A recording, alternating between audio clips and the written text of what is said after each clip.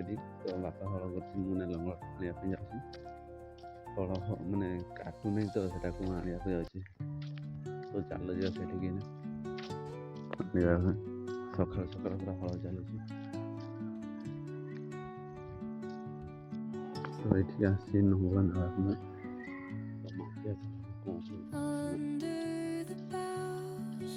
କୁଆଡ଼େ ଯାଉଛ ଲଙ୍ଗଳଟା ଟିକେ ନେଇଥାନ୍ତି କହୁଥିଲି ଲଙ୍ଗଳ ନେବା ପାଇଁ କହିଲି କଣ ନେଇଛ ବୋଲି କହୁଛନ୍ତି ଚାଲ ସାଇଡ଼ଟା ଭାଙ୍ଗି ଯାଇଛି ଯେ ହଉଛି ହେଲେ ବି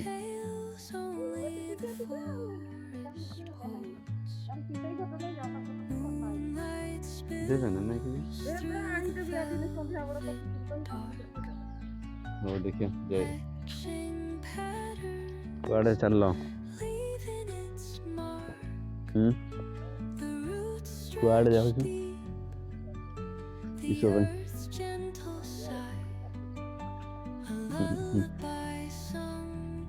ତ ମୁଁ ସେଇଠି ଯାଉଛି କୁଆଡ଼େ ଗୋଟେ ସକାଳ ସକାଳ କ'ଣ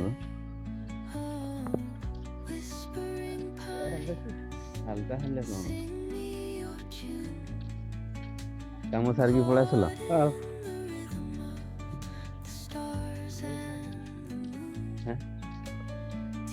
ଦେଖ କ୍ୟାମେରାମ୍ୟାନ୍ ହେଇଥିଲା ଯାଇଥିଲି ଆଉ ଜଣଙ୍କ ପାଖକୁ ଯାଇଥିଲି ତ ତାଙ୍କର ଆଜି ହଳ କରିବେ ବିଲରେ ମୁଁ ପଳେଇ ଆସିଲି ଲଙ୍ଗଳ ଚାଲ ସେଇଠି ହେବା ପାଇଁ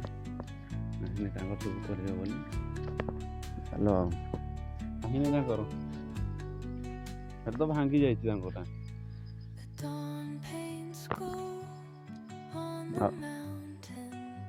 ପିତେଇ ଘର ତ ତାଙ୍କର ହଳ କରୁଛନ୍ତି ତ ଏଇଟା ହଳ ହେଉଛି ଏଠି ଗୋଟେ ଲଗା ହବ ଜିନିଷ ତ ସୁନ୍ଦର ଭାଇରା ତ ଏଇଠି ଆଜବେଷ୍ଟ ଥିଲା ସେଟା ଭାଙ୍ଗିଗଲା ତଳେ ପଡ଼ିଛି ବଳଦ ଏଇ ଖଣ୍ଡଟା ବାଡ଼େଇଲେ ଏ ଖଣ୍ଡଟା ବଳଦ ବାଡ଼େଇଲେ ବାନ୍ଧା ହଉଥିଲା ବଳଦ ଏଇ ଆଜବେଷ୍ଟଟା ପଡ଼ିଛି ଦେଖନ୍ତୁ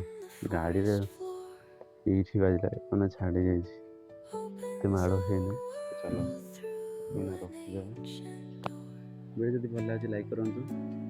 ଏମିତି ଗାଁ ଭିଡ଼ିଓ ଦେଖିବା ପାଇଁ ଚ୍ୟାନେଲକୁ ସବସ୍କ୍ରାଇବ୍ କରନ୍ତୁ ଦେଖା ହବ ଆଉ ଗୋଟେ ବ୍ଲଗ୍ରେ ଚାଲ